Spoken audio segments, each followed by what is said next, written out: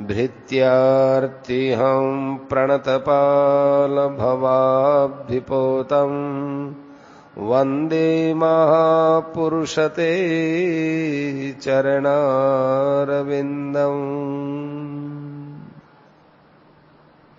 लंबा लेख है, अपनी राम कथा थोड़ी सी की है, इसमें समय लगे कोई बात नहीं। प्रतिक्षण समय बीतता जा रहा है, जो समय चला जाता है वो लौटकर नहीं आता है। जितनी आयु हमारी चली गई वो लाखों रुपया खर्च करने पर भी वापस नहीं आ सकती। समय से तो ऐश आराम भोग और भगवान मिल सकते हैं, पर समय किसी से भी नहीं मिल सकता। मनुष्य का जन्म बार बार नहीं मिलेगा। मनुष्य जीवन का समय बहुत मूल्यवान है, इसका मूल्य आंका नहीं जा सकता है, इसलिए अमूल्य है।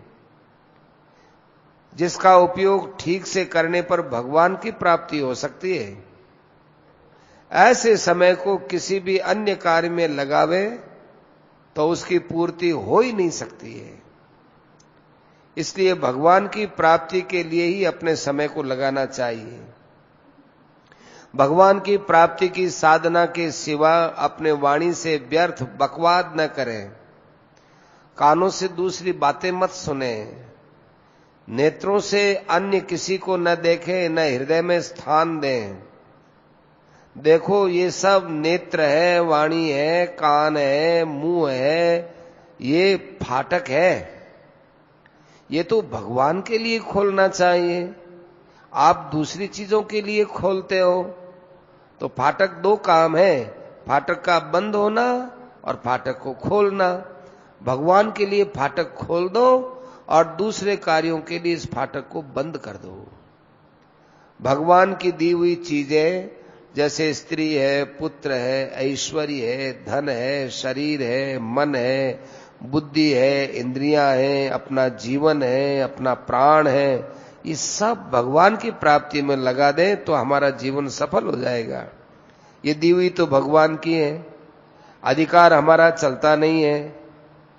उससे और अधिक भगवान की आशा, भगवान से हमको आशा करनी भी नहीं चाहिए कि जो दिया है उससे ज्यादा आशा भगवान से नहीं करनी चाहिए। और भगवान इससे ज्यादा आशा पूर्ति भी नहीं करते हैं। और हम जितनी सामग्री है उतनी से ही भगवान को प्राप्त कर सकते हैं। इससे ज्यादा भगवान भी हमसे आशा नहीं करते हैं। भगवान कहते हैं जो तेरे अधिकार में है वह सब तू मुझे अर्पण कर दे। इसके बाद क्या होगा वो मैं जानू, मेरा काम जाने। जैसे कोई आदमी कहता है आओ नौका में बैठ जाओ, मैं तुमको पार्क ले जाऊंगा, तो नौका में बैठ गए। अब वो नौका को कैसे खिवाता है, कैसे चलाता है, ये अपनी जिम्मेदारी थोड़ी है, वो नौका वाला जाने। इकरार तो यह है कि सब का सब भगवान के अर्पण कर देवे, पर हमें ऐसा विश्वास है कि कहीं इसमें त्रुटि रह जाए तो उसकी पूर्ति कैसे होगी, कहीं भगवान नाराज तो नहीं हो जाएंगे। अरे ऐसी बात नहीं, भगवान कोई पराये नहीं है, भगवान तो अपने ही हैं। उसकी पूर्ति कोई त्रुटि रह जाए उसकी पूर्ति भगवान करते हैं, मदद करते हैं, सहायता करते हैं। इसे एक कहानी से समझो। एक सज्जन किसी धनी महाजन से 10,000 रुपए ऋण के रूप में लाए और व्यापार किया, उसमें घाटा लग गया। 5,000 रुपए तो उस घाटे में प्राप्त हो गए, समाप्त हो गए। अब 5,000 रुपए बचे। महाजन को जब मालूम हुआ कि 5,000 रुपए तो समाप्त हो गए और अब इसके पास 5,000 रुपए बचे हैं, तो उन्होंने उसको अपने विश्वासी आदमी के द्वारा कहलवा दिया कि तुम चिंता मत करना, तुम्हारे पास जो रुपए बचे हैं बस उनको तुम दे दो, तुम्हारा खाता चुकत कर देंगे, तुम्हें ऋण से मुक्त कर देंगे। तो उसके पास, बेचारे के पास 5,000 रुपया बचा। 5,000 रुपया तो घाटा लग गया।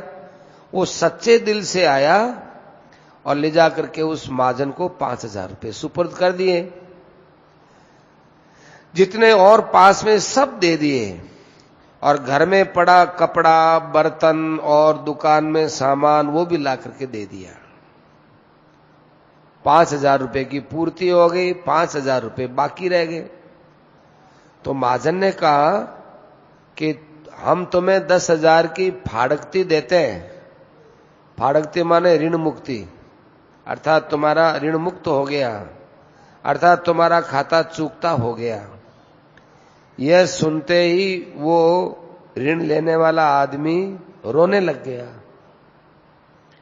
उसने कहा कि सेठ जी, हम कोई 5,000 रुपये आपसे माफ कराना थोड़ी चाहते थे। आप 5,000 रुपये की फाड़कती देवें और 5,000 रुपये जो बाकी है हमसे काम करवा लो, चुकता करवा लो। हमारी स्त्री है, हमारा लड़का है और मैं खुद हूं, हमको कहीं बाजार में बेच दो, कहीं काम धंधे में लगा दो। हम सबके खाने के अतिरिक्त जो कुछ हमको मिलेगा सब आपको देते रहेंगे, जमा करा देंगे। हमको फिर पैसा रख करके करना क्या है। तब महाजन ने 5,000 रुपये उसके ऋण के पेटे जमा कर लिए और 5,000 रुपये उसके नामे रख दिए। अब उसने कहा कि इन 5,000 रुपयों की आप रजिस्ट्री करा लो, मेरे घर की रजिस्ट्री करा लो, फिर मैं पास में रुपया होने पर ना नहीं कर सकूंगा, नहीं तो क्या पता मैं ना कर दूं। आज तो मन ठीक है, कल मन खराब हो जाए, क्योंकि इस मन का भी तो भरोसा नहीं है, ये कब किस समय हमसे बदल जाए कुछ पता नहीं है। तब उस सेठ ने कहा, अरे जिसकी ऐसी नीयत है उसके लिए तो कोई रुपए की चिंता की बात ही नहीं है। खूब सोच विचार करके उसने कहा कि देखो, तुम एक काम करो, हम तुम्हें एक दुकान खुलवा देते हैं। वो बोला, दुकान तो आपके पास पैसा है सेठ जी, खुलवा दोगे, किंतु यदि उसमें फिर घाटा लगेगा तो फिर मेरा काला मुंह हो जाएगा, मैं कहां जाऊंगा। 5,000 रुपये मेरे सिर वाले तो अभी उतरे ही नहीं, और नई दुकान लगा दोगे, घाटा हो जाएगा तो मेरे पर कितना ऋण चढ़ जाएगा, वो तो मेरे बेटों से पोतों से भी नहीं उतरेगा। महाजन और खुश हो गया कि देखो इसकी कितनी नीयत साफ है, बेटों पोतों से भी ये मेरा ऋण ही उतरवाना चाहता है। तो महाजन ने कहा कि ऐसा करो, हम दुकान में ऐसा कर देंगे कि तुम्हारा घाटे में हिस्सा नहीं रहेगा। दुकान मेरी है, सामान मेरा है, रुपया मेरा है, हम मुनाफे में तुम्हारा चौथाई हिस्सा रख देंगे और घाटे में तुम्हारा कोई हिस्सा नहीं रहेगा। अब बोलो, घाटे मुनाफे दोनों हो तब तो देखो आधा आधा तुम्हारा आधा हमारा, लेकिन हम तो सारा पैसा हमारा ही लगवा रहे हैं, तुम्हारा लगवा ही नहीं रहे, तो घाटे में हम तुम्हारा हिस्सा रखेंगे ही नहीं। अब रहा तुम्हारी मेहनत, उस मेहनत के बदले चौथा हिस्सा तुम्हारा है, जो भी कोई नफा होगा उसमें तो, किंतु तुम्हारा केवल नफे में हिस्सा रहेगा, तो 1/4 तुम्हारा, 3/4 हमारा। तो वो बोला जैसे आपकी इच्छा। महाजन ने दुकान करवा दी और अपना एक आदमी और दे दिया कि भाई तुम इनके साथ रहो, ये बेचारा फिर कहीं घाटे में न चला जाए, पता न चले, तुम साथ में रहो, इसकी मदद करो। रोजगार होता रहा और वह स्त्री लड़का सब एक समय रोटी खाते, क्योंकि जिसके ऊपर कर्जा होता है उसको 2 समय रोटी नहीं खानी चाहिए, एक समय रोटी खाता, जिससे उसका खर्च कम रहा और जो बचा वो महाजन के पास जमा कराता रहा। इस तरह महाजन की ऋण वाली सब रकम पूरी हो गई और धीरे धीरे उसका व्यापार भी अच्छा, ठीक चौथाई हिस्से में अच्छा मिलने लग गया। एक तरफ तो ये बात है। उसी गांव में एक बेईमान आदमी था उसने भी महाजन से 10,000 रुपए ले रखे थे, उसकी नीयत थी खोटी, उसी महाजन से उसी महाजन से 10,000 रुपए लिए, उसकी नीयत थी खोटी। उसे भी 5,000 रुपए का घाटा लग गया। उसने आकर के अपने सेठ से कह दिया कि सेठ हमारे घाटा लग गया, हमारे तो पूरे 10,000 का घाटा लग गया। सेठ को पता था कि 10,000 तो नहीं लगे, 5,000 का ही लगना चाहिए, क्यों दोनों का एक काम है। उसके 5,000 का घाटा दी, उसके 10,000 क्यों घाटा? सेठ समझ गया, बोला कुछ नहीं। उसने कहा 10,000 रुपए का घाटा लग गया, 10,000 रुपए आप और लगाएं तो पहले के 10,000 रुपए आपको मिल जाएंगे, क्योंकि हमारा फिर व्यापार बढ़ा लेंगे और फिर काम कर लेंगे। यदि आपको 10,000 रुपया लेना है तो 10,000 रुपया और दो। महाजन ने कहा भैया हमने परख लिया, हमें तुम्हारा विश्वास नहीं है। वो बोला उस आदमी को तो आपने नई दुकान करवा दी, 50,000 रुपया आपने लगाया, उसमें उसका सिर भी रख दिया, और हमको आप 10,000 रुपया नहीं दे सकते। बोला भैया उसकी नीयत अच्छी है, नीयत को पैसा दिया जाता है, व्यापार को पैसा नहीं दिया जाता, नीयत को दिया जाता है। वह बोला हमारी नीयत तो बहुत अच्छी है, उससे भी बढ़िया है। वो बोला जो अपनी नीयत बढ़िया बताता है उसमें थोड़ा देखना पड़ता है, तो जो तो बढ़कर, लेकिन खोटी और खोटाई में बढ़कर है तुम्हारी नीयत। उसने तो अपने घर में जो कुछ था सब लाकर बिना मांगे रख दिया, हम कहां से लाकर के दें, हम गरीब आदमी, हमारा तो सब खत्म हो गया, घाटा ही लग गया, तुम और दो हमको। महाजन ने कह दिया नहीं मिलेगा, उसको 1 पैसा भी नहीं दिया। ये तो हम आपको दृष्टांत एक कहानी सुनाए, अब इसको समझिए कि इसका अर्थ क्या है। बेईमान के लिए तो यह उत्तर है, आए थे कुछ लाभ को, खोए चले सब मूल, फिर जाओगे सेठ पर पल्ले पड़ेगी धूल। इस प्रकार हम सब लोग लाभ के लिए आए थे मानव शरीर में।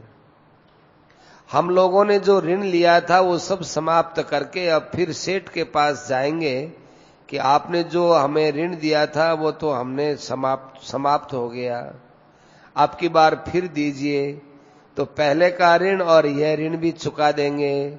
सेठ इनकार करेगा कि एक भी पैसा नहीं देंगे। तो इस संसार में जो दूसरों के धन पर कमर कस करके मजे से खर्च करते हैं वे बेईमान आदमी हैं। उनको फिर इस संसार में मनुष्य का शरीर मिलना संभव नहीं है। मनुष्य का जो शरीर है, इसका जो जीवन है वो असली धन है। इस मनुष्य शरीर को पाकर के जो जीवन धन को अर्थात समय को बर्बाद करता रहता है, भोग विलासों में ही पड़ा रहता है, बर्बाद करके फिर जमराज जी के सन्मुख खड़ा होता है, कहता है कि मुझे दोबारा शरीर दो। यमराज कहेंगे मूर्ख, जो तुझे दिया उसे तूने मिट्टी में मिला दिया, अब दोबारा मांगते हुए तुझे शर्म नहीं आती? तो फिर मांगने के लिए आ गया, जाओ हम तुमको मनुष्य शरीर नहीं देंगे, तुझे तो घोर नरक यातना भोगनी पड़ेगी। जो मनुष्य संसार में आकर के बस खाओ पियो मौज उड़ाओ, ऋणम कृत्वा घृतम पिबेत, उधर से ले लो उधर से ले लो, ऋण वगैरह ले लो और घी पियो और मौज करो, चारवाक के सिद्धांत को स्वीकार करते उनकी बड़ी दुर्दशा होती है। संसार में जो आदमी अपने लाभ से अधिक खर्च करता है उसमें बेईमानी के लक्षण होते हैं। जिसे महाजन की रकम खर्च करनी नहीं है, चाहे भूखों मर जाए, उसकी नीयत ठीक है। जो मन में ऐसी धारणा कर लेवे कि आप प्रतिदिन 5 रुपए का रोजगार होता है तो उससे अधिक खर्च नहीं करेंगे, हमारे पास इतना ही है तो क्यों किसी से ऋण लेवें, क्यों अपने पर चढ़ाएं। उसे 5 रुपए का ही अन्न खरीदकर अपने कुटुंब का पालन करना होगा। बोलेगा उससे काम नहीं चले तो क्या होगा, मृत्यु हो जाएगी और क्या होगा। किंतु वह मरना भी मुक्ति को देने वाला है और भगवान मरने नहीं देते, ऐसा विश्वास रखिए। इसकी एक बड़ी सच्ची घटना सुनाते हैं। चित्रकूट में एक संत थे, उनका नाम था श्री रामनारायण जी ब्रह्मचारी। वे अपना भजन ध्यान करते और आजीविका के लिए उनके पास में खेत था, 2 बैल थे, 1 गाय थी।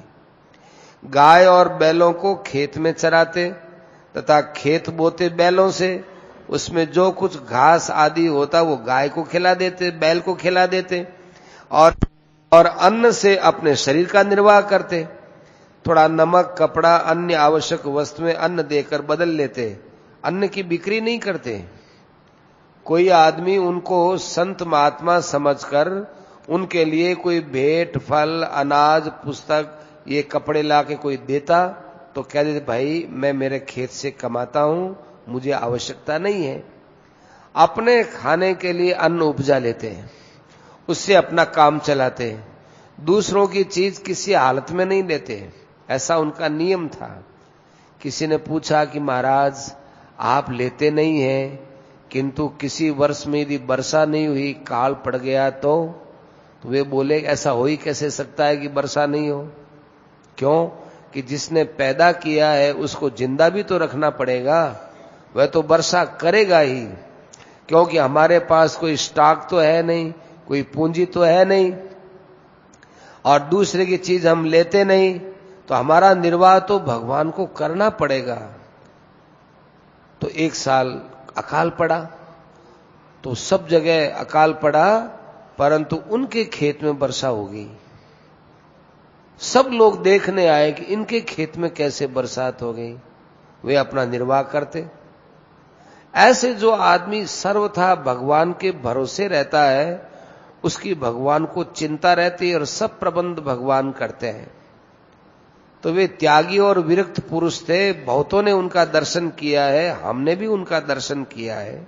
सेठ जी कहते हैं हमने भी दर्शन किया है। कोई भी चीज किसी से किसी भी हालत में नहीं लेते थे, यह उनका पक्का नियम था। कोई उनके द्वार पर आ जाए, उसको देख के कहते हैं कि भाई कैसे आए, भूखे तो नहीं हो, आओ भाई हमारे पास जैसी रोटी झीम लो, भोजन कर लो। वो कहता महाराज नहीं, आपको संकोच होगा, क्योंकि आप कभी किसी का प्रतिग्रह लेते नहीं, दान वगैरह लेते नहीं, भोजन भी आपके पास सीमित है। ना ना ना ना, हम उतने से ही काम चला लेंगे, काम ही तो चलाना है, हमें ज्यादा जरूरत नहीं है।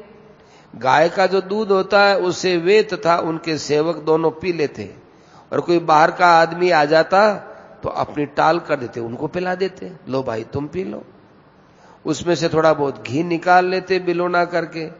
जब गाय दूध नहीं देती तो उस समय घी लिया कर लेते थे, और जब गाय दूध देती उस समय दूध में रोटी कर लेते।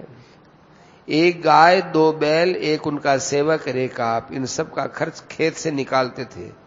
दिन रात भजन करते रहते।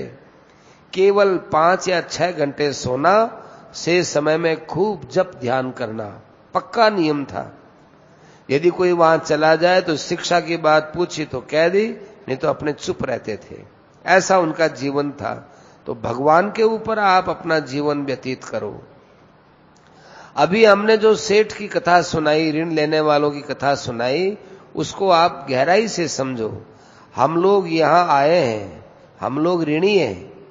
हमारा महाजन धर्मराज है, उससे 100 वर्ष की आयु लेकर यहां आए, उसमें 50 वर्ष की आयु तो बीत गई, अर्थात 10,000 रुपए में से 5,000 रुपए लग गए। 10,000 रुपए तो 100 वर्ष की आयु है, और महाजन धर्मराज है। धर्मराज ने किसी महात्मा के द्वारा कहलाया कि जो धन चला गया सो चला गया, बाकी तुम दे दो। तो उसने आधा अपने पास बचा था वो दे दिया, अपना तन मन सब चीजों को भगवान के अर्पण कर दिया। धर्मराज का हो भगवान को एक ही बात है, इसको आप 2 दृष्टि से मत देखना, ये कह रहे हैं। या 2 नहीं है, अपने तो तात्पर्य समझना है। तो सब कुछ अपने भगवान के समर्पण कर दिया। 50 वर्ष की उम्र आ गई भाई, अब तो चलने का समय आ गया, अब तो बिल्कुल पता नहीं है, दे दिया। भगवान ने आधा लेकर के उसका खाता चुकता कर दिया। तो वो रोने लगा कि महाराज मैं इस प्रकार थोड़ी ही चाहता हूं, संसार से उद्धार कर दो, वही खाता चुकता करना है। तो वे ऋण से मुक्त करते हैं, तो वह नहीं चाहता कि हमें ऋण से मुक्त करे। वो कहते हैं हमसे भजन साधन करवाओ, परिश्रम करवाओ, भजन ध्यान करें। फिर मालिक ने उसको उसके अंदर विश्वास बढ़ाया, तो मालिक ने विश्वास करके बड़ी दुकान खुलवा दी। अर्थात भगवान के भावों का संसार में प्रचार करने में सम्मिलित करना, लंबी रकम लगाना। अच्छा तुम जाओ हमारा प्रचार करो, और कहा कि तुम्हारी 1/4 भागीदारी रहेगी। संसार में भक्ति, ज्ञान, वैराग्य का खूब प्रचार करो। वो जो प्रचार करने लगा, उस प्रचार से उसका उद्धार हो गया। उसने कहा ये हमारे लिए न्याय युक्त है। वह कम खर्च में अपना निर्वाह करता है, जो बचता है वो भगवान के कोष में जमा कराता है। उसके नफे में हिस्सा था, घाटे में था नहीं, और भगवान के प्रचार करने में कभी घाटा लगता नहीं। जो आदमी परोपकार में अपना जीवन निष्काम भाव से लगाता है, उसे केवल नफा ही होता है, घाटा तो होता ही नहीं। नेहाभिक्रम नाशोस्ति प्रत्यवायो न विद्यते स्वल्पमप्यस्य धर्मस्य त्रायते महतो भयात्। निष्काम भाव का जो आरंभ है उसमें कभी निराश नहीं होना चाहिए। उसमें उल्टा पाप भी नहीं लगता, घाटा भी नहीं लगता। थोड़ा भी निष्काम भाव का पालन हो जाए तो महान भय से तार देता है। तो उसके 5,000 रुपए की पूर्ति हो गई। जो 50 वर्ष में होनी थी वो साल भर में हो गई। 6 महीने यदि डटकर साधन करे तो परमात्मा की प्राप्ति निश्चित है, इसमें संदेह नहीं है। आज पहली बार सेठ जी ने समय बांधा है। इतनी बार पढ़े ना लेख, पिछली भी पढ़े। 6 महीने यदि डटकर साधन करें तो परमात्मा की प्राप्ति निश्चित है, जो 50 वर्ष में आज तक नहीं हुई। जिनकी 50 वर्ष की आयु हो गई है और अभी परमात्मा की प्राप्ति नहीं हुई है, उनको तो अब जीवन के आगे आने वाले 6 महीनों में डट करके लग जाना चाहिए। जैसे अपने दाल रोटी खाते आए हैं वैसे ही खाते रहो, क्योंकि दाल रोटी खाकर जो बचे वह महाजन के खजाने में जमा कराओ। घाटे का काम नहीं है, हिस्सा नफे में है। करना यह है कि भगवत भाव से भरे हुए गीता, रामायण, भागवत इत्यादि ग्रंथों का भगवान के भक्तों में प्रचार करो। व्याख्यान के द्वारा, पुस्तकों के द्वारा भगवान के गुणों का, उनके चरित्रों का, उनके नाम का, उनके रूप का खूब प्रचार करो। इस काम में अपना सारा समय बिताओ। जिस समय कोई सुनने वाला न मिले तो उस समय भगवान के नाम का जप और ध्यान अपने अंदर बैठ के करते रहो। नवदा भक्ति में जीवन बिताओ, 1 मिनट भी व्यर्थ मत खो। 5-6 घंटे सोने में और शौच, स्नान, भोजन आदि में जो लगता है वो तो लगेगा ही, नहीं तो आदमी जी नहीं सकेगा। अतः जीवन चलाने के लिए खाना पीना सोना चाहिए। जीना भी महाजन का ऋण चुकाने के लिए, क्योंकि शरीर निर्वाह संबंधी कर्म करता हुआ मनुष्य को भी पाप का भागी नहीं होता। गीता में भी लिखा है, शारीरम केवलम कर्म कुर्वन् नाप्नोति किल्बिषम। निराशीर यत् चित्तात्मा त्यक्त सर्व परिग्रह। किसी से आशा मत रखो, किसी से कामना मत करो। अपने तो निष्काम भाव से कर्म करते रहो, फल की तरफ कोई विचार मत करो। भगवान के भावों का प्रचार करो, बदले में कुछ आशा मत रखो। निष्काम भाव से मन बुद्धि इंद्रियां बहुत जल्दी जीती जा सकती हैं। जिसने संसार के विषय भोगों से वृत्तियों को खींच करके अपने वश में कर रखा है, चित्त को जिसने जीत लिया है, एक वक्त रूखा सूखा जो मिल जाए वो खा लेता है, और जो इंद्रियों का विषय है उसे इंद्रियों को नहीं देता है, तथा संग्रह और परिग्रह का त्याग कर दिया है। जो कुछ अपने पास बचा वो सब भगवान के समर्पण कर दिया, वो निहाल हो गया। 50 वर्ष तो फालतू बीत गए, वो तो अब हाथ की बात नहीं। अब बाकी जो वर्ष है वो भगवान के चरणों में समर्पित कर दो। अपने पास जो कुछ बर्तन, कपड़ा, गहना, व्यक्ति, सामर्थ्य जो कुछ घर में है, हृदय से आप उसको भगवान के अर्पित कर दो। अपने पास कुछ मत रखो। इसी प्रकार से अपना पुत्र, धन तथा शरीर में जो बल, बुद्धि, तेज आदि वह भी भगवान के अर्पित कर दो। ये सब चीजें हमारी नहीं है, भगवान की हैं। इसी प्रकार पुत्र, स्त्री, धन आदि सब आ गए इसमें। जैसे चौकीदार धन का रखवाला होता है, उसका मालिक नहीं होता, ऐसे चौकीदार की तरह अपने घर में रहो। कि भगवान का घर है, भगवान का सामान है, इसकी साल संभाल करना है, जब तक जीवित हैं भाई करते हैं, मर जाएंगे तो भगवान जाने। ऐसे ही शरीर के मालिक तो भगवान है, हम तो इसकी रखवाली देखभाली करते हैं। घर में बैठकर इसकी रखवाली करें कि यही कायम रहे, बना रहे, तो इस संसार में हम लोग अपना समय बहुत शांति से व्यतीत करें। ज्यादा ये प्रपंच में न उलझें। भगवान के नाम का जप, भगवान के स्वरूप का ध्यान और उनकी पूजा, चरणों की सेवा, उनकी बातों को कान से सुनना, थोड़ी थोड़ी देर में भगवान जब याद आए उनको नमस्कार करना, प्रभु को अपना स्वामी समझना, अपने को सेवक समझना, ऐसा मानना कि मेरे मालिक, मेरे स्वामी कोई है, ऐसा मान करके रहना, वो प्रभु है। प्रभु अपने को सखा माने, सखा मान लो, मित्र मान लो।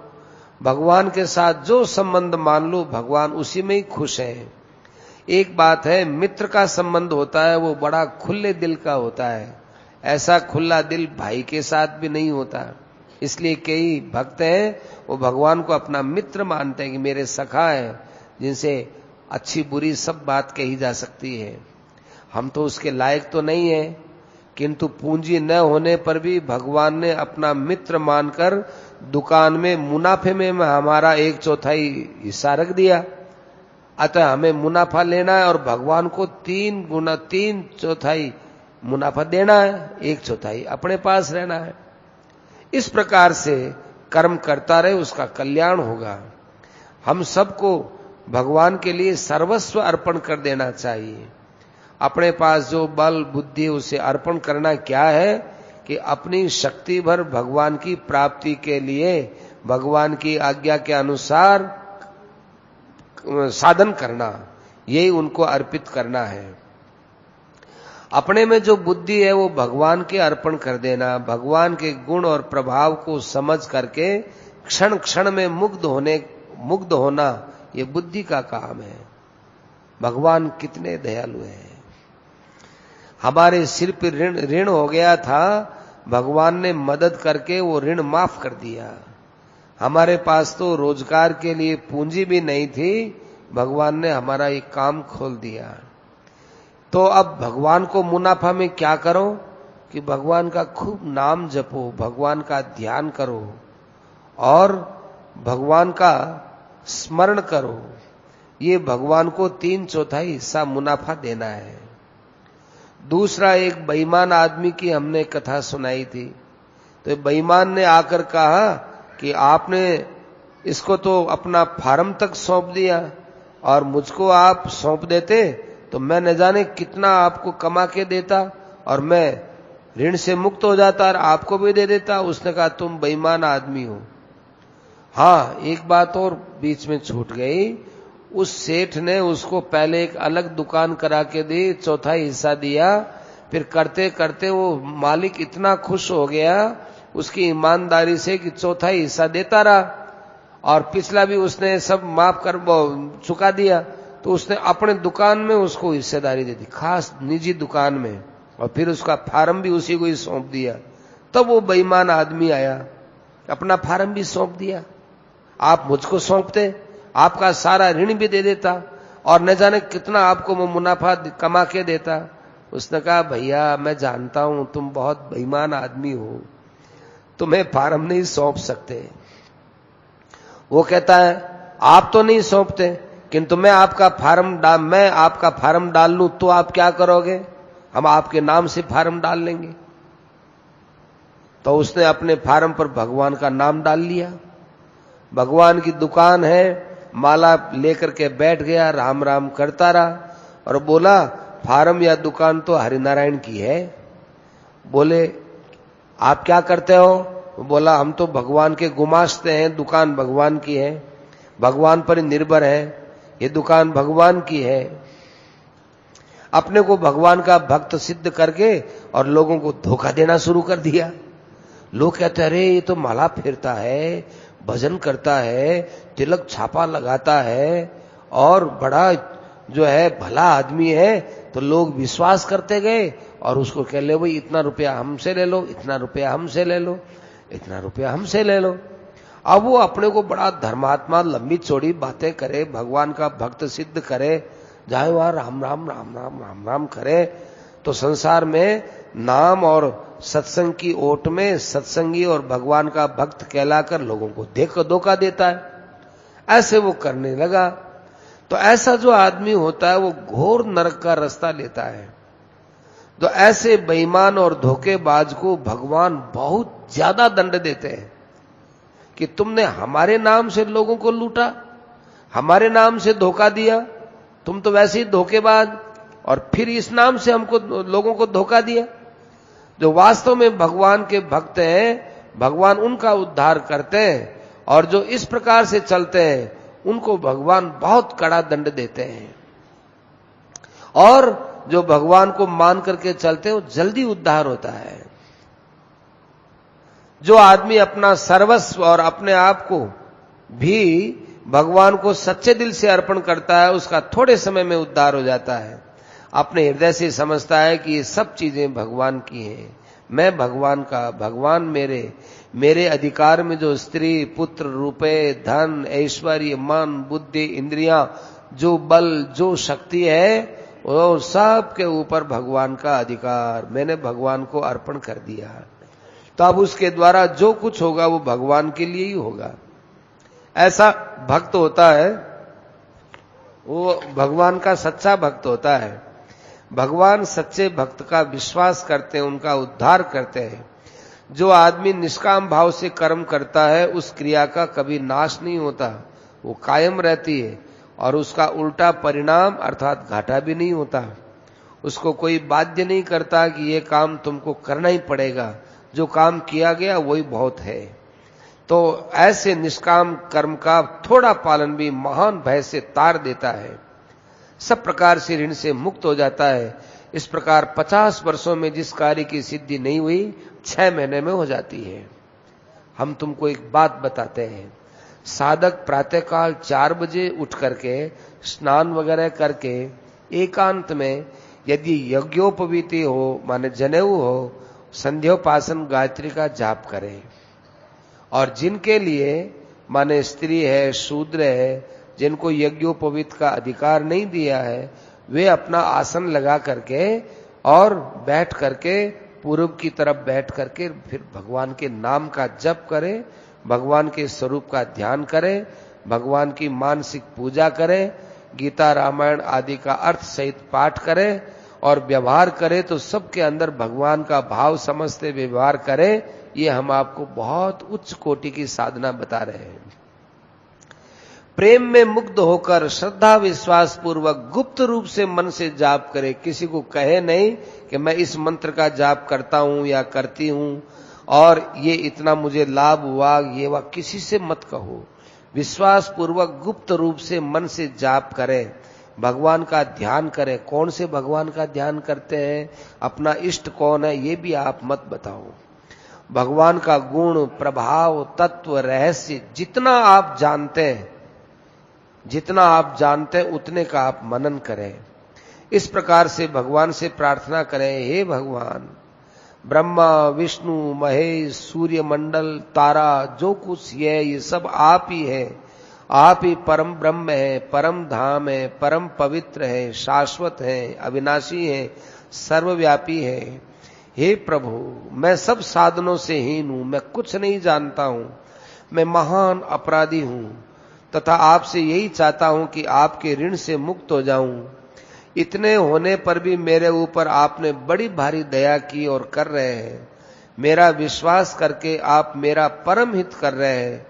यह साधन तथा और जो कुछ भी होता है वो सब आपकी कृपा से होता है नाथ, मेरे से कुछ नहीं बनता है। आप ही आश्वासन देकर बार बार हिम्मत बंधा देते हैं, तब हम ये साधन कर लेते हैं। बस नित्य निरंतर आपका भजन ध्यान बना रहे और आपके ऋण से मुक्त होता रहूं। आप में मेरा प्रेम है, परम श्रद्धा है, ये बार बार बढ़ता रहे। हे भगवान, हम आपसे यही चाहते हैं, यही हमारा असली धन है। ये प्रार्थना करो, भगवान का काम करना और भगवान के काम में लगे रहना, घर गृहस्थ का काम करते हो, घर गृहस्थ का काम करो ही मत, ये भगवान का समझ के काम करो। संसार में भगवान की भक्ति और उनके गुण प्रभाव के तत्व का खूब प्रचार करो। भगवान के स्वरूप को याद कर कर करके मुग्ध रहो। भगवान की सेवा करने के समय में भगवान के नाम रूप को मत भूलो, उनकी सेवा करो, सबकी सेवा करो। परिवार में सबकी सेवा है, ये भगवान की सेवा है। घर में बड़े बूढ़े, माता पिता, सास ससुर, दादा ससुर, दादी सास, ये जो बड़े बूढ़े हैं इनकी सेवा करो। इनकी सेवा से भगवान खुश होते हैं। भगवान की आज्ञा के अनुसार सबकी तन मन धन से निष्काम भाव से सेवा करना भगवान का उत्तम काम है। 6 घंटे रात्रि के सोने के समय में भगवान के स्वरूप और उनको नाम को याद करते हुए, स्तुति प्रार्थना करते हुए सोना चाहिए। सोना बिस्तर पर राम राम राम राम राम राम स्वरूप का ध्यान, नींद आ गई, अब वो 6 घंटे तक पड़े रहेंगे तो वो भजन माना जाएगा। उठते ही पहला शब्द भगवान का नाम हो तो 6 घंटे भी भजन हो जाएगा। नींद की नींद आ गई, भजन का भजन हो गया। तो आज 50 वर्ष में जो काम नहीं हुआ 6 महीने में हो जाएगा। ऋण से मुक्त होने के लिए भगवान स्वयं उसकी मदद करते हैं। भगवान की प्रतिज्ञा है कि योगक्षेमम वहाम्यहम, जो मेरा भजन साधन जितना करता है मैं उसकी भजन साधन आदि की प्राप्ति में कोई कमी रहती है तो उसकी पूर्ति कर देता हूं, और जितना वो कर चुका होता है उसकी मैं रक्षा करता हूं। आपको जो 2 दृष्टांत दिए, एक तो अच्छे पुरस्कार, एक दंभी और पाखंडी का, इन पर आप विचार करो। संसार में भगवान के नाम या सत्संग की ओट में जो दंभ पाखंड करते हैं और कहलाते हैं कि हम सत्संगी हैं तथा उस सत्संग से मुक्ति भी हो जाती है और वो अंदर ही अंदर धन भी चाहते रहते हैं, ऐसे लोगों को मुक्ति मिलनी तो दूर घोर दंड मिलता है। और जो दूसरा ईमानदार अच्छी नीयत वाला होता है उसको यहां भी आनंद और वहां भी आनंद। सब प्रकार से भगवान उसका विश्वास करते हैं, उसको अपने हृदय से लगाते हैं, फिर उसके योगक्षेम का वहन करते हैं। उसको अपने हृदय से लगाते हैं, योगक्षेम का वहन करते हैं और उसको संसार सागर से तार देते हैं। स्वयं भगवान उसको वह बुद्धि देते हैं जिससे उनकी प्राप्ति होती है। उनको सहारा देकर के सब प्रकार के ऋणों से, पितृ ऋण, ऋषि ऋण, देव ऋण से मुक्त कर देते हैं। पितरों का उद्धार करके मानो सारी पृथ्वी का उसने दान दे दिया और सबकी सेवा करके मानो सारे भूत प्राणियों से वह मुक्त हो गया। भगवान की कृपा के प्रभाव से उसमें अहंकार नहीं, ममता नहीं, अपना सारा जीवन, अपना तन मन धन सब भगवान की चीज समझकर भगवान को समर्पण कर देवे। तो पहले उसने जो समय बर्बाद किया था उससे उस पर भगवान का ऋण चढ़ गया था तथा भगवान की तरफ से वो अपराधी हो गया था, किंतु अब वो अपराध और ऋण से मुक्त हो गया। थोड़े समय में अपना काम कर लिया, बाकी का जो समय उसे उत्तम से उत्तम काम में लगाओ। न च तस्मान मनुष्येषु कश्चिन में प्रियकृततमः भविता न च मे तस्माद अन्यः प्रियतरो भुवि। गीता शास्त्र का प्रचार करता है उसके समान कोई मेरा प्रिय नहीं है। शेष समय जब तक जीवित रहो हंस हंस करके रहो, भगवान के लीलाओं का चिंतन करके हंसते रहो, गाते रहो, भगवान की लीलाओं को गाते रहो, मस्त रहो। भगवान की अपने पर अपार कृपा है ऐसा मान करके रहो। भगवान की लीला देखकर मुग्ध रहो। बार बार सोचो, ओह भगवान कितने दयालु हैं, मदद कर कर के 6 महीने में देखो हमारे अंदर कितना परिवर्तन कर दिया। अरे हमारे अंदर क्या सामर्थ्य थी, हम तो घाटा लगाने वाले थे, हमको ऋण से मुक्त कर दिया उन्होंने। भगवान की ये चीजें दया देख देख करके नाचो, गाओ, मस्त हो जाओ। भगवान की क्रिया को देखकर मुग्ध हो जाओ। वह देखता है कि ये सब हुआ है, ओहो भगवान ने मेरे जैसे पर कृपा कर दी, जिस कृपा के लायक मैं नहीं था उस पर कृपा कर दी। भगवान ने स्वयं ये सब बातें की, अब उसके आनंद का ठिकाना ही नहीं है। किया तो भगवान ने, आनंद आया हमको। ऐसे भगवत प्राप्त भक्त की लीला चरित को देख देख करके भगवान भी हंसते हैं और मुग्ध होते हैं। भक्त और भगवान एक दूसरे को मुग्ध करने में लगे रहते हैं। भगवान की सारी लीला भक्त को मुग्ध करने के लिए होती है और भक्त को हर समय भगवान की प्रसन्नता का ही ध्यान रहता है, उसको भगवान की लीला ही दिखती है और वे भगवान सबके हृदय में विराजमान है, उस सबको भगवान से अभिन्न देखता है। भगवान की चेष्टा भक्त के लिए और भक्त की चेष्टा भगवान के लिए, एक दूसरे के ऊपर मुग्ध होकर के आनंद ही आनंद करते रहते हैं। या यूं कहो कि प्रेम तो वहां पूर्ण है ही, आनंद वहां पूर्ण है ही, क्या गुंजाइश है वहां यह कहने के लिए दोनों तरफ वहां कमी है ही नहीं, न भगवान के आनंद की कमी न भक्त के आनंद की कमी। इसलिए भगवान अपने पास आनंद वो भक्त को देते हैं और भक्त के पास आनंद वो भगवान को देते हैं, दोनों ही देने में ही लगे हुए हैं, कमी तो है नहीं, करें क्या हो। भगवान का भक्त संसार में जब तक जीता है खूब हंस हंस करके जीता है, नाच नाच करके जीता है, आनंद में रहता है। क्यों? भगवान को अपने साथ मान लिया तब। ऐसे पुरुषों के संग में यदि अपने भी सम्मिलित हो जाए तो ये कितने गौरव की प्रसन्नता की बात है। तुलसीदास जी ने कितनी बढ़िया बात लिखी। तात स्वर्ग अपवर्ग सुख धरिय तुला एक अंग, तुलनता ही सकल मिली जो सुख लव सतसंग। हे तात, स्वर्ग और मोक्ष के सब सुखों को तराजू के एक पलड़े में रख दो और दूसरे पलड़े में सत्संग का एक क्षण मात्र रख दो, तो वो क्षण मात्र है वो भारी रहेगा, ये बाकी सारे सुख ऊपर हल्के हो जाएंगे। क्योंकि स्वर्ग आदि की जो चीज है वो थोड़ी देर सुख दे सकती है, मुक्ति थोड़ी दे सकती है। सत्संग तो मुक्ति तक साथ देता है, उसके आगे भी साथ देता है। कहां सत्संग है, कहां स्वर्ग आदि का सुख है, कुछ नहीं है। अब रही मुक्ति की बात, तो जीता हुआ मुक्त है वो जीवन मुक्त है। अब जीवन मुक्त हुआ जो सत्संग के अंदर एक अलौकिक आनंद लेता है वो बात ही अलग है। उसके हाथ में रहने वाले, उस समूह में रहने वाले आनंद में मुग्ध रहते हैं, उसके साथ रहने वाले, उसके समूह में रहने वाले वही आनंद में नाचते रहते हैं। यही चाहते हैं कि आहा भगवान की चर्चा फिर हो, हरदम होती रहे। ऐसे उसके जीवन में आनंद ही आनंद बढ़ता रहता है। न तो कोई भोग चाहते हैं, न मोक्ष चाहते हैं, न उनको वो ये भगवान की चर्चा के बराबर मानते हैं। भगवान की चर्चा में न तो उनको कोई लाज आती, न शर्म आती, न भय लगता, न उनको मान चाहिए, न बड़ाई चाहिए, न आदर चाहिए, न सत्कार चाहिए, न स्तुति, न प्रार्थना। सब भावों से, क्रियाओं से ऊपर उठकर वो एक अलौकिक स्थिति में हो जाता है। इसलिए अपना जो जन्म है ऐसा समझ करके अपना समय उपयुक्त बनाने के लिए जो हमने साधन बताया उसमें लग जाना चाहिए।